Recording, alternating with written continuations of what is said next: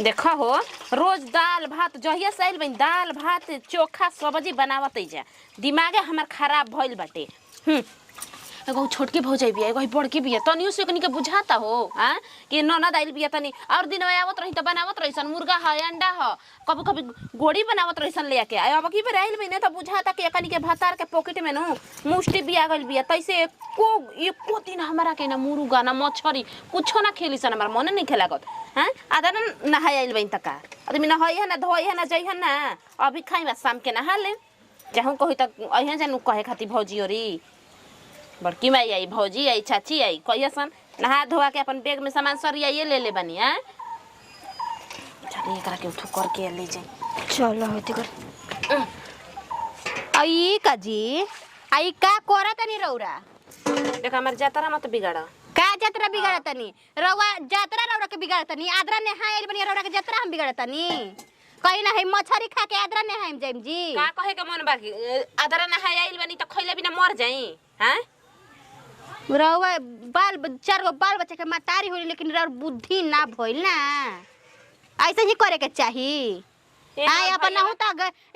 होता ना सहिते बनी दूसरा आदमियों के घर ना सतानी सब लिपले पतले न रहले छोटकी जी त का ना सा गइलू हो फिर ना बाद में लिपा जाई बड़ा पंडिताई ने बना तड़ू जा मुर्गा मछली ना खालू जा।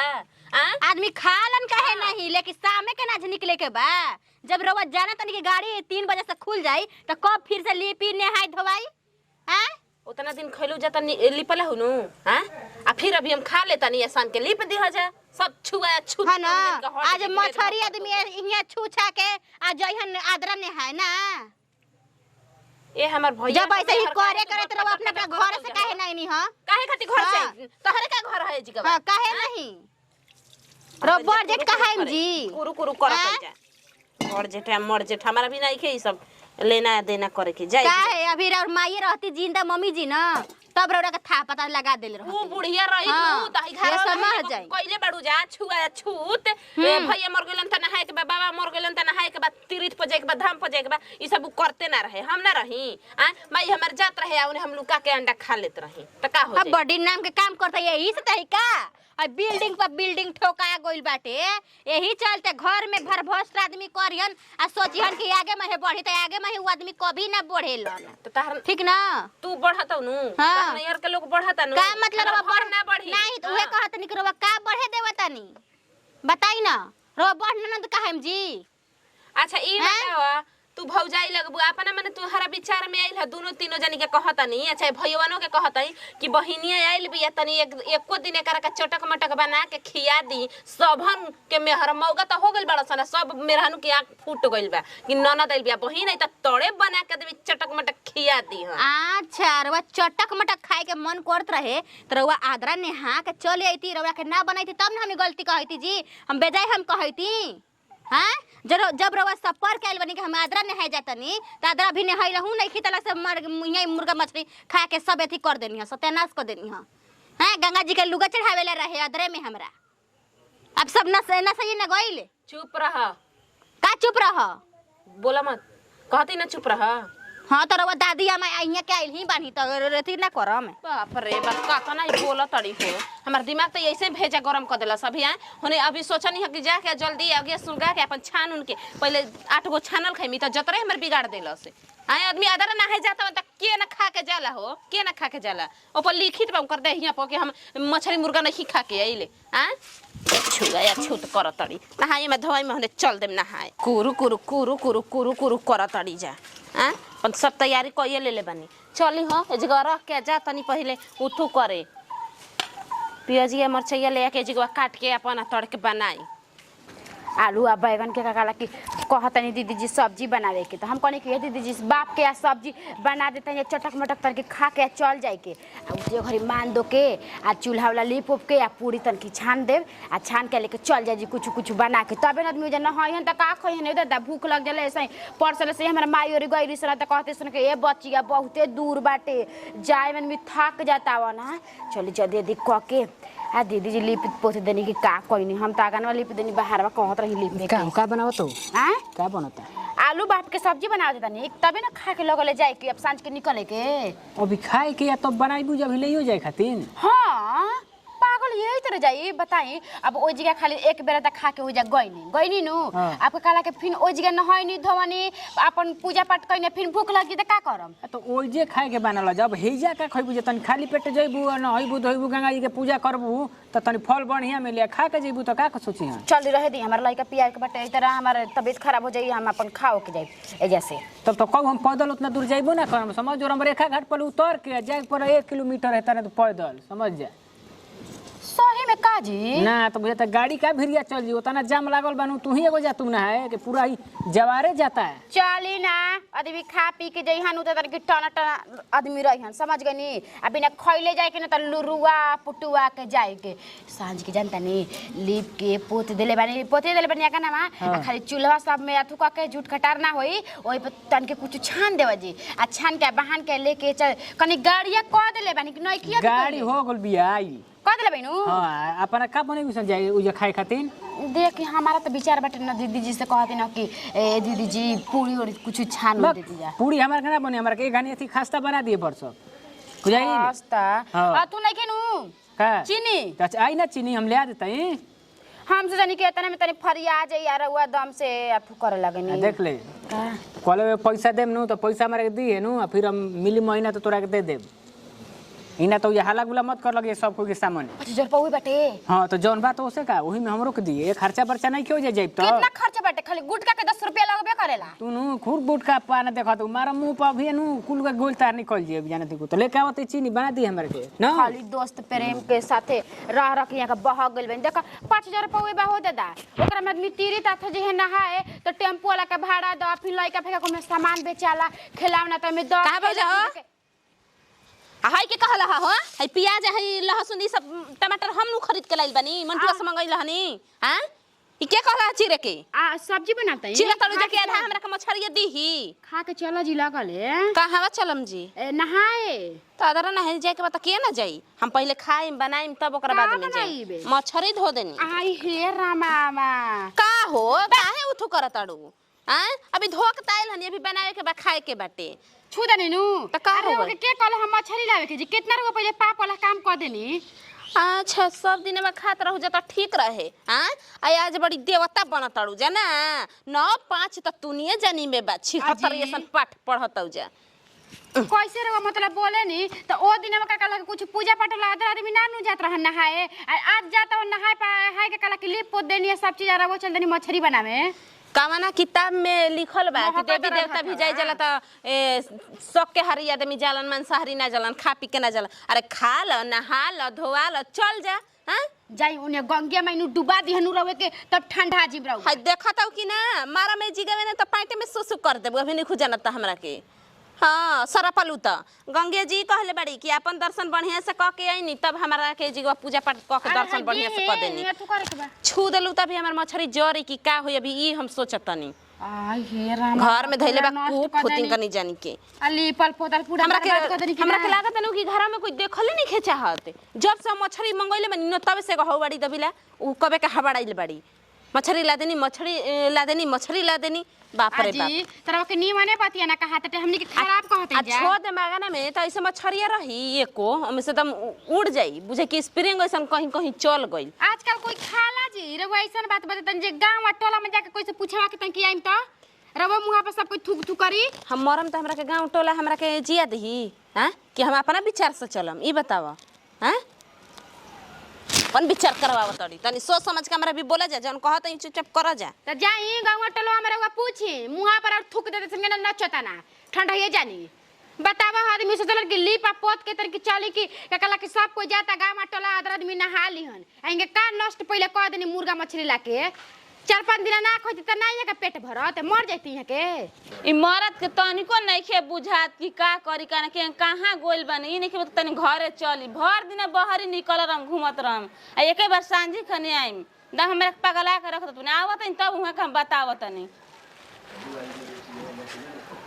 दीदिया का बुची यार का सड़िया कहां बाटे आ बुची बाकस में रखल रही सब नु सरिया द ना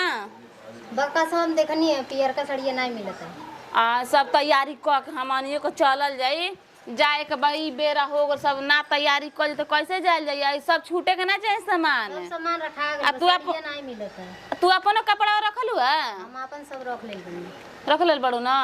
आ जीजा लौकल हमन ना बहन ना लोग सही में बुची एकदम हुआ से मन अनसा गल बा जाए के बा हमनी के बाकी ना जानू के कौना मेहर भी जाके चपकर रहतन कि का करतन समझे नहीं कहत हमरा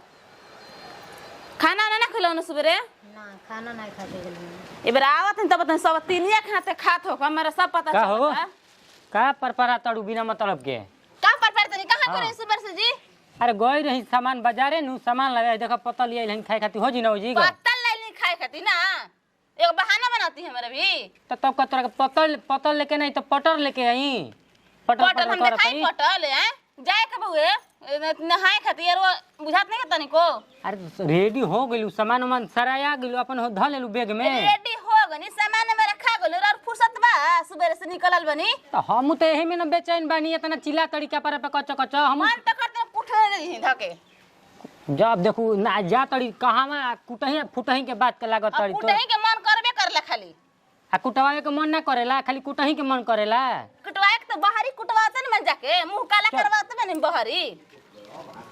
काला फाला के बात बाद में करी है चल सामान वन सरिया ले ले भाई आ सब कुछ रेडी हो गेल बउआ हम पता लेके भी हो ध दिए ओही में देखी आ धऽ के चले के बा चले के बा जहां ओने किछि किछि जहां कहि न तनिको आ कहानी की पैसा कोने के तो वो हो जेबे हम लोग बताई जान जाए आ तो पैसा कौड़ी अब हमरा से अलग मंगबी तोरा के पैसा कौड़ी देइए देले बानी धइए के काली ओइन तो पैसा तोरा के देबे कहीं एगो तो आज पत्तल के बहान के पत्तल ला देनी 10 रुपया के किन को देखावा तनी के बस ओही पैसा सब लगा देनी ओने जाइम त कहन की पैसा नहीं के तब ओने बतावत नहीं रवा के किना आ तो पैसा बत तोरा के देले बिन तो तू ही ना देबी हम का अलग से लेके एटीएम रखले बानी बगलिया में कि निकाल तरफ खर खर आई हो दादा पैसा हमरा के तहिया के दे देल बानी रखे खातिर पेटीएम में कि ल हो धनिया रखियो ना यही तोर बहनिया के देले बानी रुपया तारे के देले बानी हो हमके नहीं दिल वाला तारे के नहीं देले बानी ना तन है बहिनिया संग लागत बहिन संग हमरा से बते न बहिने संग तू लागत ही बतिया कहते कि मैं हमारा के देले बानी थहिया के धरे के बहिनिया के देले बनी बाहरी अपन जाता नहीं कि कौन सा 3 के लेके नोट देतनी गाड़ी की ला चलिए तू साथे सवतीन के जब रखले रहती ना तो नवतीन बन के तू नई की घर में ना रहतू नातिन बन के ना हाँ, तू बुझाई बड़ी ना रखल बिना ये सुबह से निकलल बनी अरे तो काम से कोई दूगो संगहतिया भेटा गेल हन बाजार में ओहो कुल ओहनी के मेहरारू जाती सनादारा नहाए तो हमको कहला हमो के जाती हमरो लिए तैयार भी हम हल्दी हल्दी जाती सामान लेके तो लेके आई नहीं पत अच्छा गांव में डूबी पिट देने के मेहरा जत ज्यादा रहने है अरे एगो पोतल में हेतना देरी हो गेल तो बुझाता कि तू मर्डर कर देबी इतना बात पे तोरा बुझाता कि मर्डर मुहावा सीव ना तो एक हेली में तोर मुहावा सीवा दे मार कहीं ना कम बोलना दिन तो कई 12 बज गए ना खैनी ना पियनी सुबह से निकल में आके धूप उंगल 12 बजल है भूखई भी बानी हम कब आइम त खाइम ना खाइम तो हम कहीं ना हमारे इंतजार ना कोनी तू खा लेनी बताओ तो हमर धनिया कितना तू हमरा के एकदम इंतजार करेलू हो हमनी घरे के संस्कार ह हाँ। कि बिना बड़ बुजुर्ग के खियाइले हाँ। ना खाए के चाही अच्छा हई खैले तू खैला रुआवा हेनिया आवा ना खैला आई हरु हो दादा खा ले बनी। साली के देख के बड़ी मुंह में पानी आवता ना आ पानी नहीं खाया तो साली हानि ना न करी ह ना अच्छा गोला बैठी न हरी ओ कहनी आठम नु के साली सब याद कल छूट जे भे गेल नु जहां तार दीदिया के रहन देखा तड़ू न खाली हेते हेते केहू ना ठेले जहां कुछ ऊंच नीच सुनाइल हमारा जानते ना ऐसन कुल कोनो बात ना होला हो ठीक कबार के आ हाथ में धरा दे जगल नु हाथ में मत धर यहाँ हाथ में धल लिया भले आई हो दादा हाँ बहुत रोज बनत हाँ चल जो तू अथी कर तले हमनी के आवत हम बना जात नहीं खाना निकाले हाँ खाना निकाल अब के फिर रेडी जहाँ बाहर निकल तब फिर जानते नहीं अब फिर घर से निकाल दे मरवे का जानते नहीं के जाने तो चुतारा लाल करे के परी फिर फर नठिया उठा के अरे तू आवा हो तू केने चल देलू नहीं बुझा अरे बाप तू अपना दीदिया लेखा मारा खाए बाड़ू का अरे ना जाए के बना तो कुल तैयारी वैयारी करे के बा बेगो पैक कैले बनी जा अच्छा तो तब तैयारी करे तैयारी कइले बाड़ू ना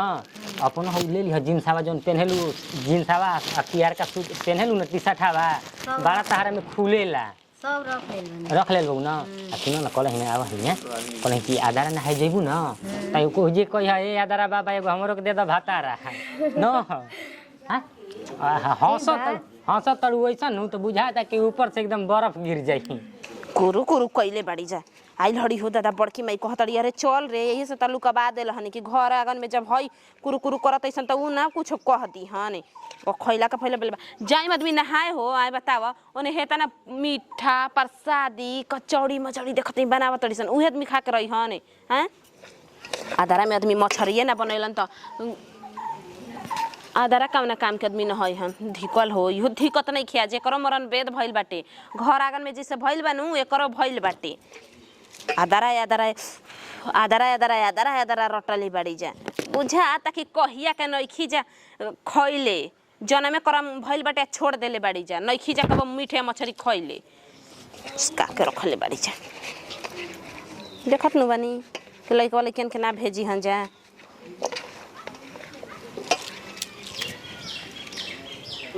बाप रे बाप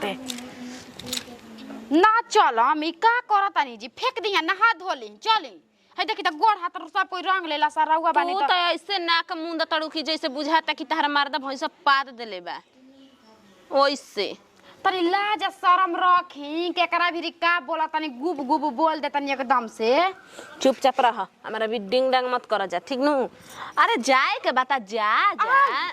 अरे छू देनी त का तनी नुमरा इहे मतलब करत रह हम अब के जाई जी हां अरे वही से घर में कला करत तनी त कला हम नहीं करत भौजाई जान लू कला तू करत ताड़ू हैं अजी त हम करत न एमे का हम एमे कुछ डलले बानी घर ही के त मसाला बानी डलाता नून डलाता नमक डलाता तेल अरे नमक कहतई नमक डलाता हल्दी डलाता धनिया डलाता सब त घर ही के मसाला में डलाता घर के मसाला डलाता त ई मास ना ह बिना एक नंबर की फुहर बाई ए रामा लिपल पोतल है देवाल में मार धक खून घसेट देनी आ लकरे जल्दी देख के जरता इहो जरता देख के अच्छा मतलब ये अब देख के जरता ना दीदी दीदी हाय सुना तनी नु हाय देखी घर में का करियन कोई हमर कुछ ना कबारी इन्नी करतनी आए रउआ के समझावे के चाहिए हमनी के तो हमनी रउआ के समझाएम जा जी के हां के ह तू पंचायत बो आके जीव बहुत बढ़िया करतनी ना भी काम एकदम करतनी हैं खाई बुझा खा लिया जा दो दिन गो ले लिया जा चिमके में बांध के अच्छा, रास्ते में आदमी खा ली हां आदमी नहाए धो दे त नु त लेके बहान के आदमी जाई हन देखत तनी नु कितना निमन विचार बाटे कुछ कह तू ठीक लागत तू ठीक लागत हटियो ने का नाक चढ़ैले बाड़ू जा हो का नाक चढ़ाव तड़ू जा का सटर सटर बोला तड़ू जा का सट के बोलवावा ताटे रवा ननद हनी ननद जैसे रहती तो काहे तूने जानी बिस्मा धल बौजा हम आदमी बनावत ना खातवन त के बिस्मा तो मछली आदमी खा के आज यहाँ तिरी एकरा गंगा जी नहाए यात्रा में त के कहेला कि मुर्गा या मछली आदमी खा के कहीं ना जाला बियाह शादी में बनता बापे को बेटी के कन्या दान देता वो पंडित जी ब्राह्मण बोला के तब पर भी मुर्गा मछली होने पंडाल में बनता ए बियाह आदमी आधा कर्मठ कर लेवन तब बाबू माई ना खालन ना लड़का लड़की खा त उहे बतिया समझाता तू नहीं जानी मत खा जा हम खाए तीम हट अरे का हो गइल मत हे दीदी आप तो रिकावा रहन बारे भगला कि नहीं जिगवा से मारे वाला तवा से नो के भात फेंक देबो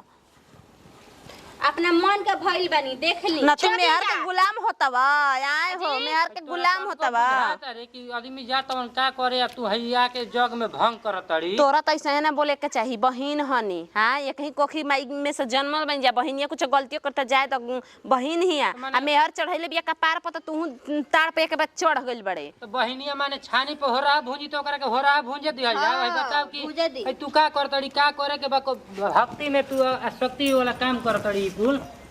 अजी भैया जी जेबे के तोरा के दागी जेबे के दागी रे नतिया के बेटा बेकार काहे ये नतिया के बेटा रहो तो नतिनिया के बेटी नु बनी हां ठीक भूत गइल अच्छियो आगे नहीं देखत रही कि कुरु कुरु जिगवा करत असन तो वो भगवान देखत ना कि कहीं जाई गेला त मुर्गा मछली खा के ना जाई जाला आई गांव घर में देखियो त हमरा का कोई संग तोर बहिनिया दलीदरे बिया कार एकदम पेटुए बिया नहीं हरावा में ना मिलत रे ससुराल में का खाई दे तनी 6 दिन आज ना जाए के बताओ ई चली जा गाड़ी आ गई जाय दिया के बनत त बनावे दिखाई दे सब का बराबर कइले बन जा ई बात भइल ई बात भइल जी हां एक आ लगले फिर हमनी के चल जाम घूम के चल आम रउआ कहम कि हमरा गाड़ी कर जा 7 नंबर हमर सिटिया है देखे ओ जे हमर बेगवा रख सीट पे ना ऊपर बैठा दी हजी गाड़ी के का कैसे करे के पैदल जाए के बाटे बारात में खाए दे का कुरु कुरु कलम जइया खाए के चुप रह तू ही ढेरे घर के ढेरे दीदी जी एकदम से लूरा सौरनिया के ना एकदम से राप जरा रोज जी आए का कहतानी ई औरी एक और बोलती तो बाद आइल बन छोड़ दिन अपन मन पर से बना के खाए दही मन पसंद के खाई दी मत पसंद के आजे लौकल ह अरे तूनियो के देम काहे छटपटाइल बावसन देखत तड़ू ना भौजी ठुस के बजा हमरा के मत सुनावा जा चाहे देखावा जा मत हट तो हे साई होई घर में नु रवा बड़ गुजर बाई ना मत बोली ठीक बा जो रे दीदी तोरा पे ई उम्मीद ना रहे उम्मीद ना रहे के समझावे जाई छोड़ दी अपना मन के कर दी जन कर दे अरे मुचवा त हमरा त लागत कि तुम अपन में हरी पर ना रहेलस भौजाइए पर रहेलस जवन कहती है ऊ करत कहीं नु के हमर गंजिया पहन के गाना में नाची देवर जी त लागत कि पैंट में नाचे लगबे देख ल इहे त बड़ बहिन के ह रहन ए दीदी हमार आइल में त कितना हमरा खुशी बा कि बनावत तनी खातनी लोग खुशी नहीं खे भाई रो जा रहा हां तू ठीक हड़ू खाली है दुगो तू ठीक हो ना त आके सट ही जाए आके जो सटम ना जो सट हम जा अरे। हई देखत दीदी देखत नु कैसे धागा देते बड़े इ नतिया के नु गाना में लुत्ती फेकत आई जौन भौजैया कहले नु हे करेला जनलू हां बनाई ना हो बताव खाई है ना आदमी ऐसे चल जी हां एक तैसे हम कमजोर भइल बनी 2 बोतल पानी चढ़ल बा डॉक्टर कहले बा रोज माछे मछली खाए के तनी खई है ना हो खई हन बड़ी हमरा खुशी होता रे बनावत 2 पीस हमारो मिल जी खाए के त ठीक है ले लिया देखो तू हेल्प करबू तो तोहरे के नु दे आ बोला पेटिया खाइबू के मुड़िया तनी आवत देखी का करते हैं जब हसन तो फिर चिल्लाइम जा देखो इतना मछली लाइल बनी आज तो लागत कि हमार पेट भर जाइए ज्यादा दूगो बोलत ऐसा तो एक तो भौजैया ठीक बिया नु भाई तो ऐसा नेटुआ हो गइल बाटे हमार